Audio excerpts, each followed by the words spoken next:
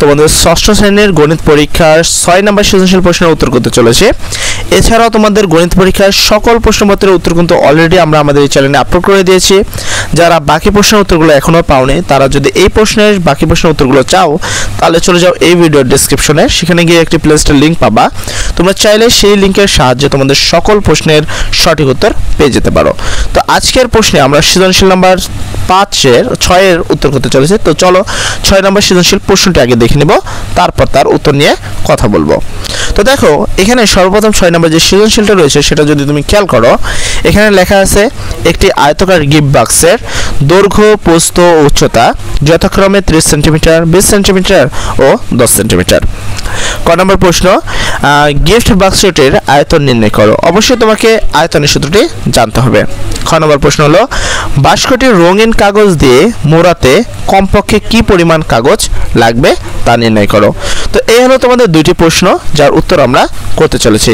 তো চলো আরেকটা কথা, যারা আমাদের ভিডিওতে নতুন এসেছো বা আমাদের নতুন শিক্ষার্থী যারা এখন পর্যন্ত আমাদের চ্যানেলটি সাবস্ক্রাইব করোনি তারা তাড়াতাড়ি আমাদের এই চ্যানেলটি সাবস্ক্রাইব করে দাও, কেননা আমরা তোমাদের সকল প্রশ্নের সঠিক উত্তর সর্বপ্রথম আপলোড দিয়ে থাকি।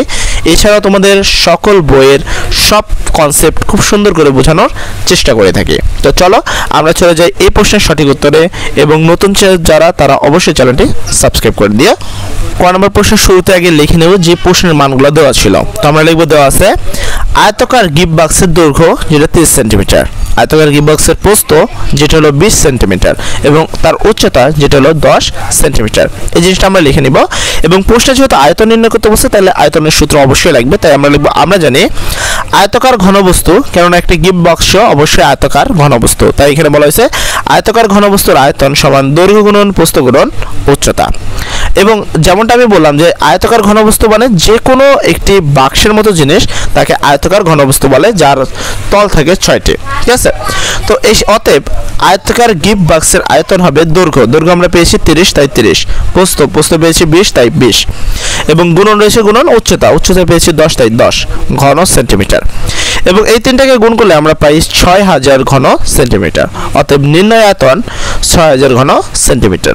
এই প্রশ্নের উত্তরটি যদি তোমার কাছে অনেক সহজ মনে হয় তাহলে অবশ্যই এই ভিডিওতে একটি লাইক করে দিবা, এবং যদি কঠিন মনে হয় তাহলে একটি কমেন্ট করে দাও। তো চলো এর পরবর্তীতে খ নম্বর প্রশ্ন ছিল বাক্সটি রঙিন কাগজ দিয়ে মোড়াতে কমপক্ষে কি পরিমাণ কাগজ লাগবে। তো আসলে এইসব প্রশ্নে তোমাকে জানতে হবে যে একটি বাক্সকে মোড়াতে কি পরিমাণ কাগজ লাগে, তার মানে কি নির্ণয় করবা। সবসময় মনে রাখবা কোনো জায়গার পরিমাণ নির্ণয় করতে হলে তার ক্ষেত্রফল নির্ণয় করতে হয়, এবং পুরো ভিতরের জায়গা যদি দখল করতে চাও তাহলে তার আয়তন নির্ণয় করতে হয়। তার মানে এখানে কি মোড়াতে কি পরিমাণ কাগজ লাগবে, তার মানে এখানে তোমাকে ক্ষেত্রফল এবং মোড়ানোর কথা বলছে, তাই এখানে বক্রতলের ক্ষেত্রফল লাগবে। তাই আমরা এখানে আগেই লিখে নিব প্রশ্নে যে আমরা জানি আয়তাকার ঘনবস্তুর সমগ্র তলের ক্ষেত্রফল ইন্টু 2 ইন্টু দৈর্ঘ্য গুণন প্রস্থ প্লাস প্রস্থ গুণন উচ্চতা গুণন দৈর্ঘ্য হয়।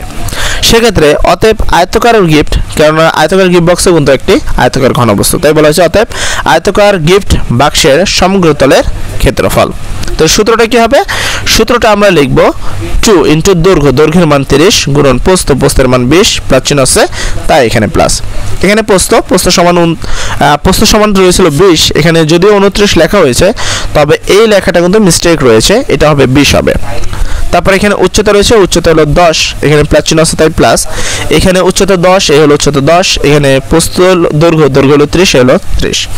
এখানে যে জায়গায় 29 লেখা আছে সেটা হবে অ্যাকচুয়ালি 20। এটা তোমাদের চূড়ান্ত প্রস্তুতির একটি মিস্টেক, যেটা তোমরা অবশ্যই ঠিক করে নিবা। এখানে 2 আছে, এই দুটোকে গুণ করলে হয় 3 দুগুণে 6 এবং 2 শূন্য তাহলে 600 প্লাস চিহ্ন আছে প্লাস। 2 দিয়ে একে গুণ করলে 2 একে 2, আর এখানে 1 শূন্য, যেমনটা এখানে 9 দেখছো কিন্তু আসলে এখানে শূন্য হবে, এখানেও শূন্য, এই হলো 2 শূন্য। আর এখানে 1 দ্বারা 3 গুণ করলে 3 একে 3 আর 2 শূন্য, ঠিক আছে। এই 2 আছে, এই 3টাকে আমরা যোগ করলে হয় 1100 বর্গ সেন্টিমিটার। 2 এর সাথে 1100 গুণ করলে 2200 বর্গ সেন্টিমিটার। সেক্ষেত্রে আমরা প্রশ্নের উত্তরে লিখতে পারি যে অতএব বাক্সটি রঙিন কাগজ দিয়ে মোড়াতে কমপক্ষে 2200 বর্গ সেন্টিমিটার কাগজ লাগবে। আশা করি এই প্রশ্নের উত্তরটি তোমরা বুঝতে পেরেছো। আর যারা তোমাদের গণিত পরীক্ষার বাকি সকল প্রশ্নের উত্তর চাচ্ছ, অথবা তোমরা বাকি অন্যান্য পরীক্ষার প্রশ্নের উত্তর সবার আগে চাচ্ছ যেন তোমরা সময়ের মধ্যে কাজ করতে পারো, তার অবশ্যই এই চ্যানেলটি সাবস্ক্রাইব করে রাখবা। আর বাকি সকল প্রশ্নের উত্তর পেতে চলে যাও এই ভিডিওর ডেসক্রিপশনে, যেখানে গিয়ে তুমি একটি প্লে স্টোর লিঙ্ক পাবা। সেই প্লে স্টোর লিঙ্কে যদি চাও ক্লিক করো, তাহলে তোমরা তোমাদের সকল প্রশ্নের সঠিক উত্তর ধারাবাহিকভাবে আপলোড করা আছে, তোমরা ধারাবাহিকভাবে সকল প্রশ্নের সঠিক উত্তর পেয়ে যাবা। সর্বোপরি কথা, সবাই ভালো থাকো। আসসালামু আলাইকুম।